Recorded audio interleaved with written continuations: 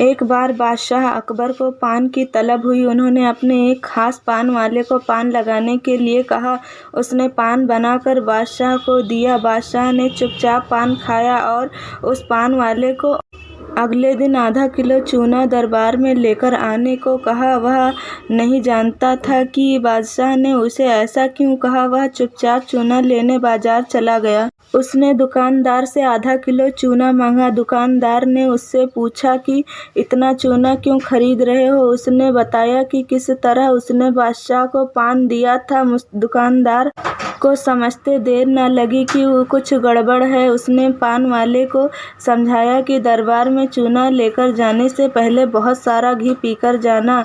उसने सलाह मानकर वैसा ही किया और दरबार में जाने से पहले खूब सारा घी पी लिया। दरबार में पहुंचने पर बादशाह ने उसे सारा चूना खाने को कहा। वह हैरान रह गया। उसे उम्मीद न थी कि बादशाह ने उसे चूना इसीलिए मंगवाया था, लेकिन वह तो इसके लिए तैयार था, इसीलिए उसने सारा चूना खा लिया। इसके बावजूद उसे कुछ नहीं हुआ तो बादशाह ने उससे कारण जानना चाहा। उसने अपनी और दुकानदार की बातचीत के बारे में बादशाह को बता दिया। अब बादशाह उस व्यक्ति से मिलने को उतावले हो रहे थे जिसने उनके मन की बात को पहले ही जान लिया था।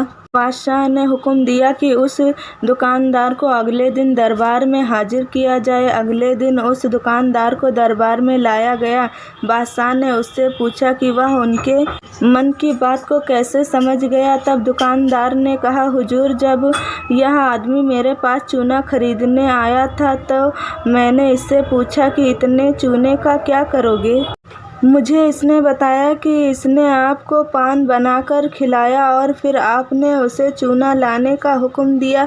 तब मुझे समझते देर न लगी कि ज़रूर गलती से इसने पान में चूना थोड़ा ज़्यादा लगा दिया होगा, जिससे बादशाह के मुंह में छाले हो गए होंगे और इसी का एहसास करवाने के लिए आपने इससे चूना मंगवाया। मैंने इसे सलाह दी कि दरबार में जाने से पहले घी पीकर जाना, जिससे अगर तुम्हें चूना खाना भी पड़े तो उसका असर कम हो जाएगा। यह दुकानदार और कोई नहीं, बीरबल ही थे।